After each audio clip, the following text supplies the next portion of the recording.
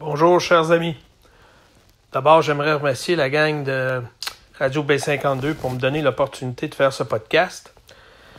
Écoutez, probablement comme plusieurs sacs à flèches dans la région de la grande capitale et partout dans le monde, hier matin, ce qui est déjà particulier parce que le tournoi des Masters, normalement, la ronde finale se joue en après-midi, mais dû à des conditions météorologiques qui laissaient prévoir des orages violents en fin d'après-midi, Augusta National, pour la première fois de son histoire, a devancé les tee times à très tôt le matin. Donc, les premiers golfeurs se sont retrouvés sur le terrain à 7h30 et le dernier groupe, dont faisait partie Tiger Woods, a quitté à 9h20 le premier départ. Normalement, à cette heure-là, c'est le British Open qu'on regarde et non pas le Masters.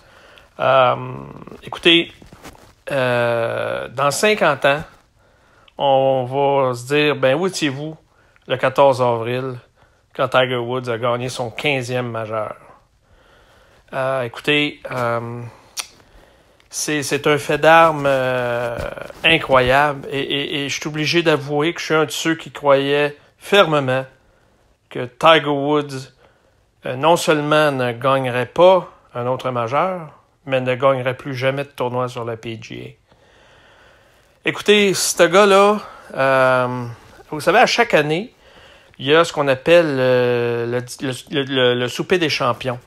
À Augusta National. C'est le mardi soir. Ça précède le tournoi du par 3 du mercredi.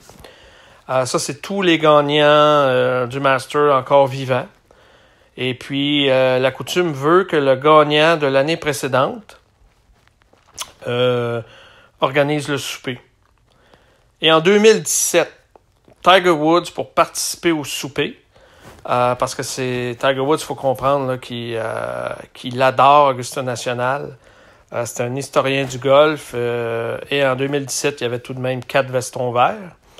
A dû avoir une injection lui permettant seulement de s'asseoir à la table. Tellement ses problèmes de dos, son mal de dos était douloureux.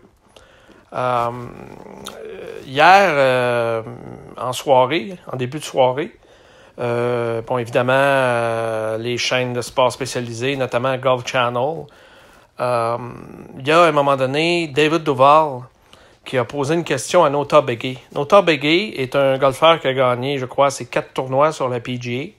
Notah Begay est probablement le seul véritable ami que Tiger Woods a eu dans sa vie. Quand on dit là vraiment presque un frère.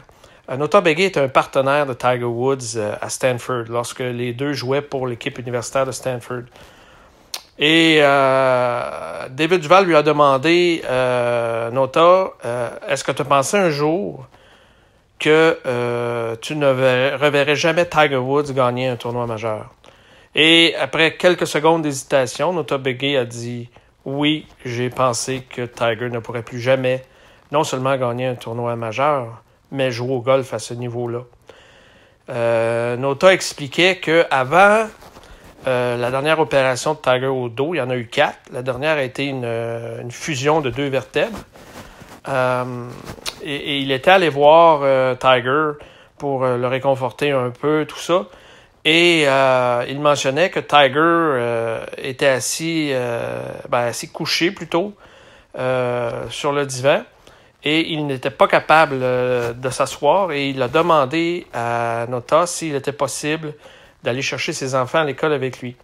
Il a dû amener Tiger dans la voiture et coucher le banc pour que Tiger puisse endurer la douleur.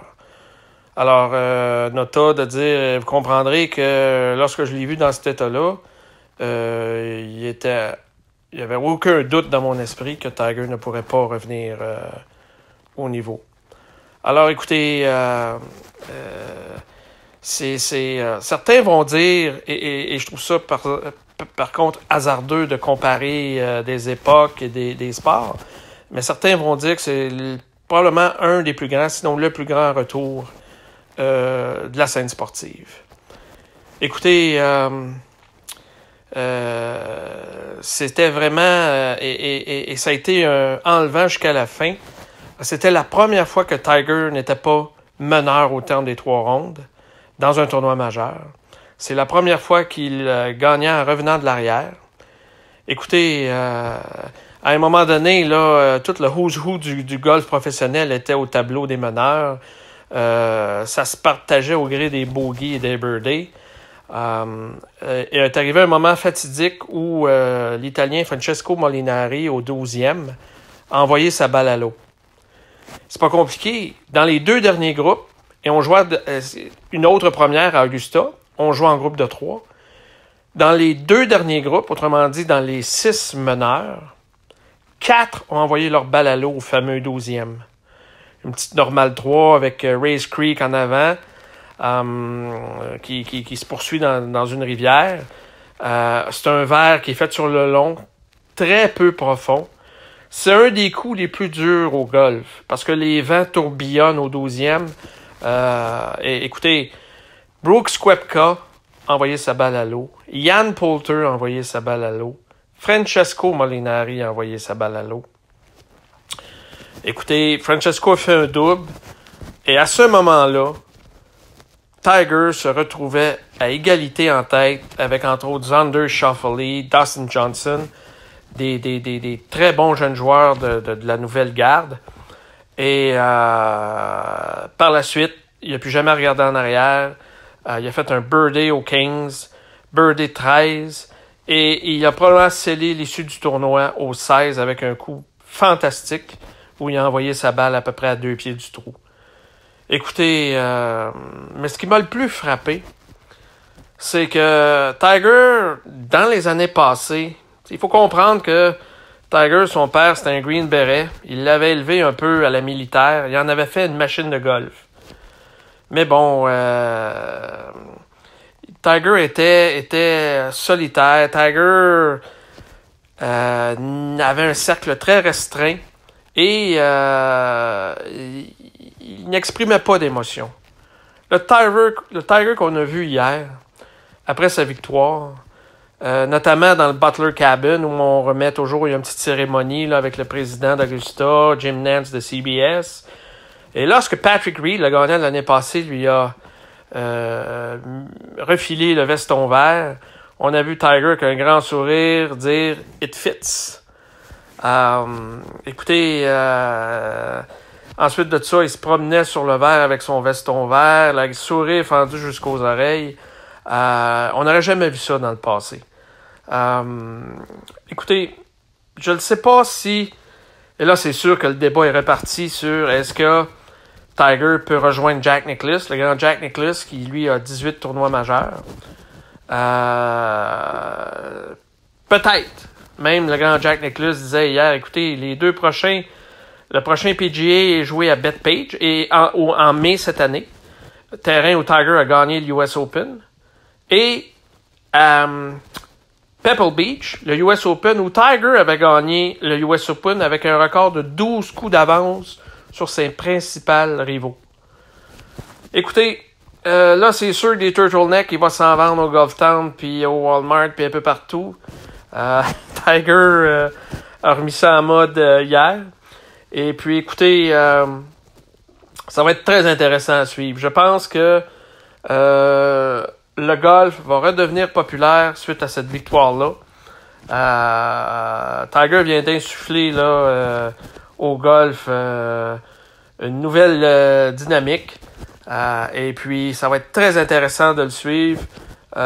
Écoutez, autant j'étais persuadé, compte tenu Écoutez, c'est pas compliqué, là, comme disait Dan Pou au FM 93 aujourd'hui, il y a le corps de M. Patate, mais il y a il y a une volonté de faire. Et puis, je pense qu'il va bien doser ses efforts et il va s'arranger pour piquer d'un tournoi majeur. Je pense qu'il va en gagner d'autres. Tiger peut probablement, au cours des 3, 4, 5, 6 prochaines années, je pense il a pris un soin jaloux quand même de sa forme physique. Je pense que c'est quelqu'un qui peut performer autant que Phil Mickelson jusqu'à la fin de la quarantaine. Donc, il est sûrement, mais sûrement capable de gagner au moins 3 autres majeurs. Alors écoutez les amis, ça va être à suivre. Et puis bonne